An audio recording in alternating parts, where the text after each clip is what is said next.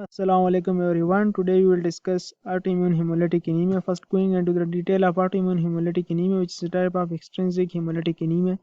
We should brief about extrinsic hemolytic anemia. So it's a type of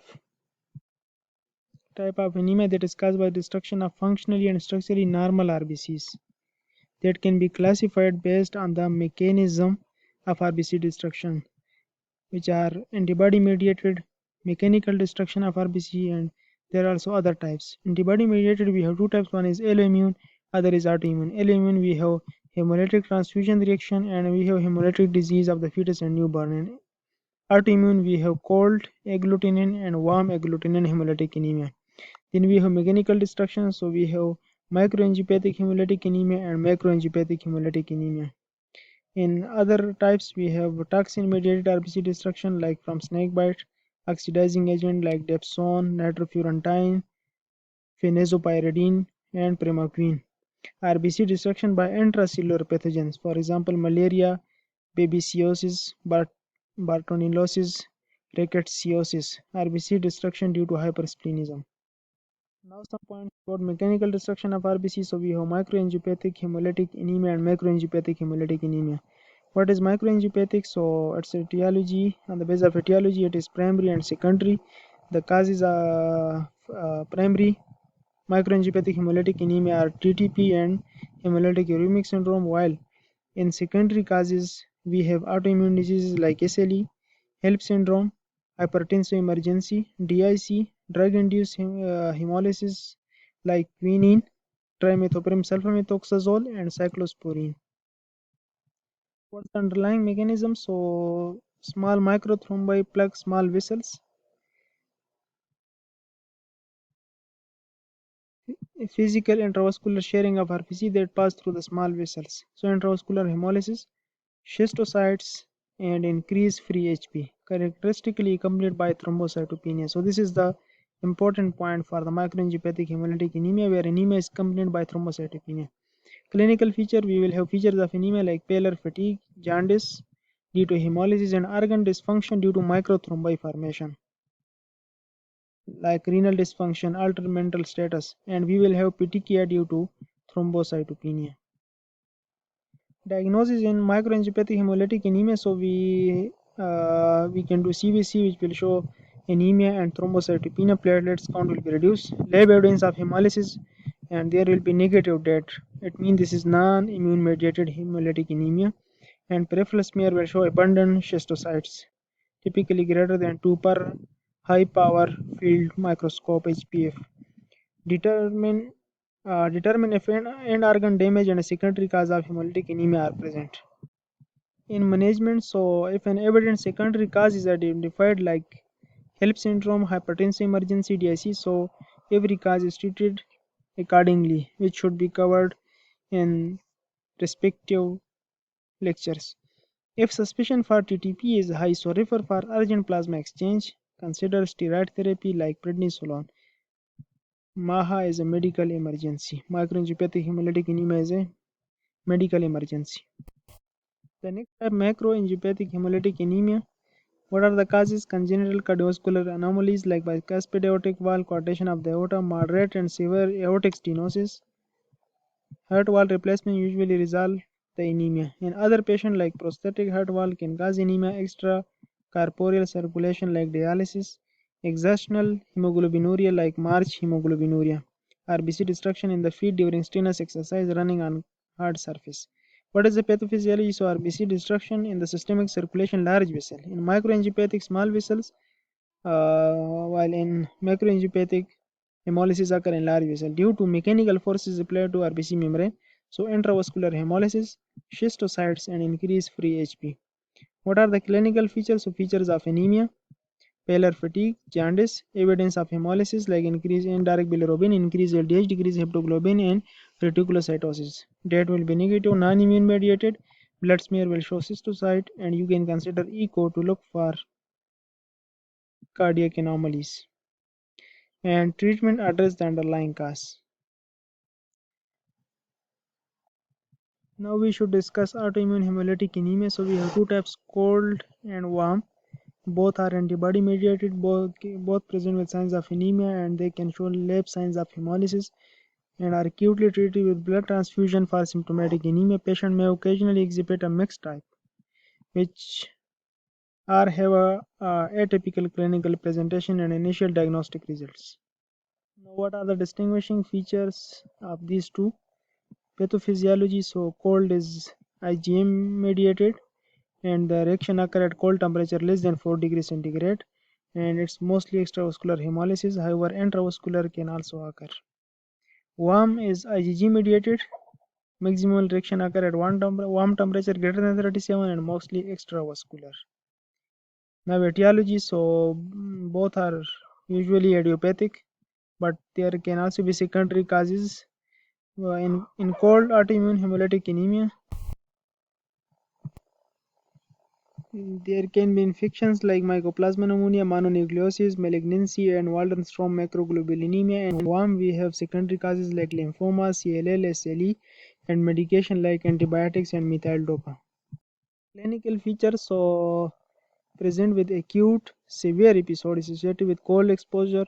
These include acrocyanosis, which is blue discoloration of the extremity, most commonly the hands, due to decreased level of oxyhemoglobin. Then we have livedo reticularis, which is reddish blue discoloration of the skin. So it occurs livedo reticularis in a reticular pattern or net-like pattern. It is due to blood vessel spasm, and it can be a normal finding. And it can also occur secondary to drug reaction like amantadine, or its indication of underlying systemic diseases like polyarthritis nodosa and SLE. And then we have Raynaud phenomena, which is a recurrent vasospasm in the finger and toes, and it usually occur in response to cold exposure or stress. And we also have skin ulceration. In warm, it's a typically gradual onset, while cold is acute onset, and it finding include mild splenomegaly as well. Diagnosis, so that is IgG negative while it's positive for C3, and cold agglutinin titer is positive. Peripheral smear show marked agglutination of the RBCs. In warm, that is positive for IgG while it's negative for C3, and it can also be positive for C3, but usually it's negative for C3 and positive for IgG. And there is difficulty finding a cross match for the transfusion, and in smear we have abundant spirocytes. Now therapy, so acute therapy, in addition to blood transfusion, we can do plasmapheresis and trial of steroids like prednisolone. In warm also, in addition to blood transfusion, we can give high dose steroids like methylprednisolone, IVIG, and plasmapheresis. In long-term therapy, we can avoid cold temperatures, and we also can give immunomodulators like rituximab, treat the underlying condition in secondary cases, and splenectomy is discouraged in cold. Treatment include high-dose steroids and other systemic immunomodulators like rituximab, and splenectomy is done in warm. Typical biochemical findings, so there will be signs of hemolysis, decreased heptoglobin, increased LDH, and increased indirect bilirubin, peripheral smear abnormality, right, increased reticulocytes, schistocytes, spherocytes, schistocyte, intravascular hemolysis, spirocytes, and extravascular hemolysis, and polychromasia. And urinalysis will show hemoglobinuria, hemocitrinuria, and urobilinogen. Now we should discuss cold agglutinin hemolytic anemia. What's the background? So cold agglutinin refer to group of autoimmune disorder characterized by hemolysis that is caused by the binding of cold sensitive autoantibodies to RBC. One is cold agglutinin disease and the other is cold agglutinin syndrome. It is the primary form which is usually idiopathic, and cold autoimmune hemolytic anemia hemolysis is mediated by monoclonal cold sensitive antibodies, which are IgM antibodies produced by low-grade clonal B cells, lymphoproliferative disorder of the bone marrow. In cold agglutinin syndrome, it's a rare form in which cold sensitive autoantibody-mediated hemolysis occurs secondary to another condition like infections and lymphomas. Epidemiology, so cold is comprised into 25% and most common in individual greater than 50. What's pathophysiology? So cold sensitive antibodies cold agglutinin IgM causes extravascular hemolysis and acute intravascular hemolysis. Stable disease and acute exacerbation. Stable disease extravascular hemolysis of complement-coated RBC by mononuclear phagocyte system. Acute exacerbation intravascular hemolysis can occur mediated through the complement system and which is activated by IgM antibodies bound to RBC. The antigen antibody reaction is triggered by low body temperature and are called ambient temperature. Etiology: cold agglutinin disease is idiopathic, while cold agglutinin syndrome secondary to other diseases like mycoplasma pneumonia, EBV, malignancy like non-Hodgkin lymphoma, CLL, and Waldenstrom macroglobulinemia. To remember it, you can remember cold weather is miserable. So cold IgM, one M is IgM, one is malignancy, one is mycoplasma, and one is mononucleosis. So cold weather is miserable. This is mnemonic. Clinical features we have already discussed: pallor, fatigue, weakness, painful cyanosis, which is acrocyanosis of the extremities, livedo reticularis, Raynaud phenomena, skin ulcerations, and in diagnosis, diagnostic CBC, retic count, hemolysis workup, date, cold agglutinin diagnosis. So there will be evidence of hemolysis. Date will be positive for C3D and may also weakly positive for IgG. Cold agglutinin titer will be greater than 64 at 4 degrees centigrade. Other potential diagnostic finding: spherocytes decrease C3 and C4 due to complement activation. Spherocyte may be seen in both cold and warm. However, abundant spherocyte is characteristic of warm. So you should have to remember this point. Management: so the goal is to reduce cold-induced symptoms, control hemolysis, improve anemia, and cold agglutinin disease consider chronic therapy, systemic immunomodulator, while in syndrome treat the underlying conditions. Advise all patients to avoid cold exposure, and spontaneous remission is rare, but it can occur in coronary cold agglutinin syndrome secondary to infections. Acute therapy: so indication are severe symptom of anemia or age less than 7. So management: RBC transfusion and consider temporizing measure like plasmapheresis and trial of steroids. Long-term therapy: systemic immunomodulator. First line treatment is rituximab anti-CD20 antibody, and combination therapy like rituximab plus bendamustine or fludarabine is often recommended. In severe disease, splenectomy is not recommended because most extravascular hemolysis occur in the liver. Warm autoimmune hemolytic anemia: so heat-sensitive antibody bind to RBC and leads to phagocytosis and destruction of RBC in reticular endothelial system, can occur at any age. Pathophysiology: so heat-sensitive antibody, mostly polyclonal IgG antibodies, bind to the RBC and then Fc receptor on phagocytes. Binding of antibody lead to extravascular hemolysis mediated by reticular endothelial system like spleen and liver. Antigen antibody reaction occur at body temperature greater than 37. Warm weather is great, so it's IgG mediated.